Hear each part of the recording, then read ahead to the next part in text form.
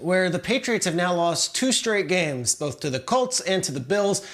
And that Bill Belichick is the coach of the year deal that we were talking about for the last 2 months, it's kind of worn off a little bit. It doesn't seem like Belichick is the front runner anymore, unless you think he is. So here's my new statement as we enter week 17. Not Belichick.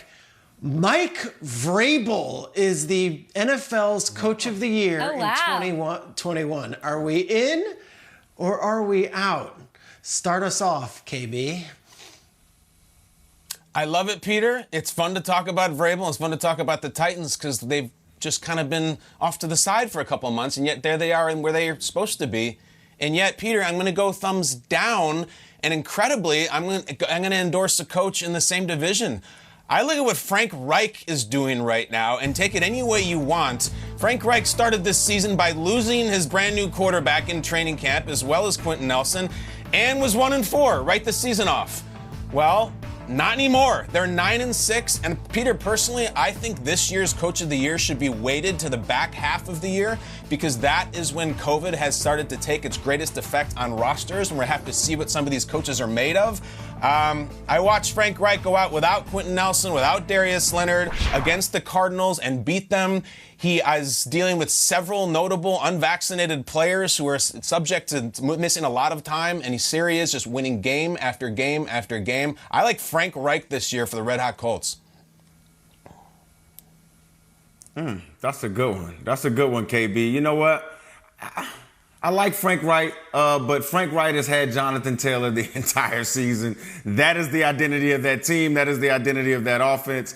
I would vote for Mike Vrabel in this particular case. I would vote for him for Coach of the Year. I think he's dealt with a lot of adversity. I think this team has dealt with a tremendous amount of adversity. The fact that they lost Derrick Henry, King Henry, and they still continue to run the football at a high clip. They continue to be aggressive. They continue to just keep their identity. They're a scrappy bunch. And I think Ryan Tannehill is real gritty. I'm not saying he's doing the gritty. I'm saying he plays a gritty brand of football, right? As long as he doesn't turn the football over. So I would say, yeah, I think Mike Vrabel, the adversity that this team has overcome, the fact that they continue to play tough-nosed football, they get after the quarterback, and again in the playoffs, they're going to be a tough team to play. Yeah, I'd vote for Mike Vrabel. I think right now he is the NFL Coach of the Year. You make a good case. I'm going to say that I'm out because I think you need it all. You need the adversity. Vrabel has that. I don't think having a superstar should take you out of the Coach of the Year race. So Jonathan Taylor, the fact that he uses him the way he uses him, the way he set that team up, that should just go in the favor of Frank Reich getting some nominations and some love in this conversation. But I'll submit Coach Matt LaFleur because the league year starts. It should be Coach of the Year. So let's vacuum this bad boy. League year starts in March. LaFleur goes out there. Drama of the offseason. We're talking about it. Nauseated about it week in, week out.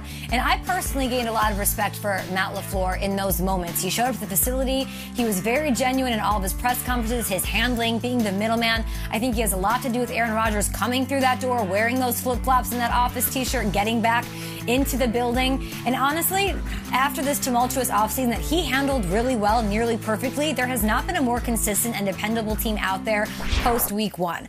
Win over the Cardinals Thursday Night Football without any of his wide receivers. I think that was a moment for him. I think the Coach of the Year needs that signature moment. Traeger, to me, that was that. Tell me if I'm doing this wrong. You know more about how this gets chosen than I do. But I also feel like people want to say he has Aaron Rodgers. It's his 3rd season with him. If Aaron Rodgers also, you need to be a certain kind of coach to gain his trust, to be there with him mentally.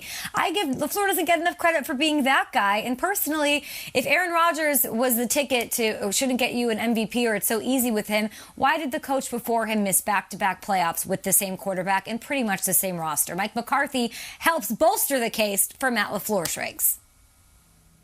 It's a great argument, Kyle. I am so in with you on Reich, and Mike, you could be right with Vrabel. That's why this year's race is so wide open.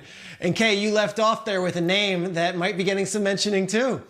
The Cowboys are 11-4. Maybe Big Mike is going to say, you know what, Matt LaFleur? Maybe it's me, Mike McCarthy, as the Coach of the Year this season. Hey, look, this is the wide open MVP year. It's also the wide open Coach of the Year year. One name we didn't mention was Zach Taylor. He could be in the conversation.